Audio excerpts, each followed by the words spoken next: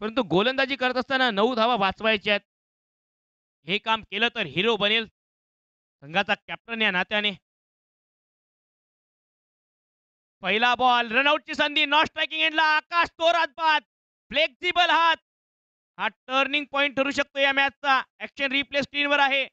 खूप वेळापर्यंत बॉल हवेमध्ये, प्रयत्न चांगले होते. लॉंग ऑन वरून जवळपास काऊ कॉर्नरला पोहोचला. कॅश ड्रॉप, झेल सुटला. 2 धावा या बॉल.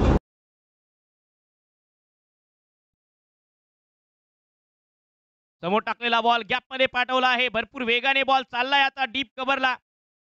चांगलं क्षेत्ररक्षण डीप कव्हरच्या दिशेने. 2 धावा या बॉलवर. 3 बॉल्सवर आल्या आतापर्यंत 4 धावा आणि अजून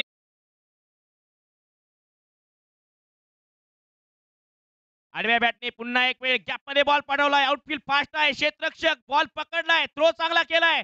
कीपिंग एंडला ओ, ही चुकी या मॅच मध्ये सामन्याला घेऊन जाऊ शकते हिंदुस्थान 11 संघाच्या बाजूला.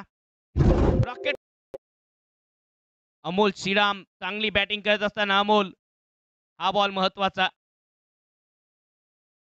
ओ, यावेळी बीट केलंय. चांगला बॉल. काय गोलंदाजी करतो आहे. नॉट स्ट्रायकिंग एंडला रनआउटची संधी आणि आता रनआउटच्या स्वरूपात नॉट स्ट्रायकिंग एंडला अमोल श्रीराम बाद. प्रश्न हाच आहे की एका धावेची गरज होती का. अमोल श्रीराम स्ट्रायकिंग एंडला जरी राहिले असते तरी हा सामना जिंकून जय जयकार होईल. ज्या प्रकारे या कॅप्टनने लीड केलं या संघाला आज गोलंदाजीमध्ये, फलंदाजीमध्ये. अखेरचा बॉल, बॅटची कडा लागून एक धाव तर सहजतेने मिळेल. दुसऱ्या धावेचा कॉल करतील आता नॉन स्ट्रायकिंग एंडला बॅटर तौसिफ.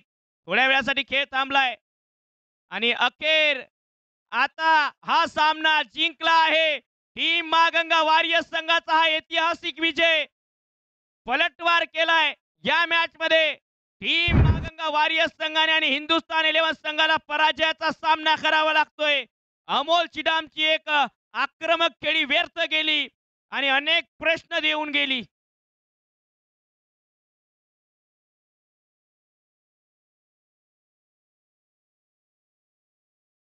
धन्यवाद डीजे.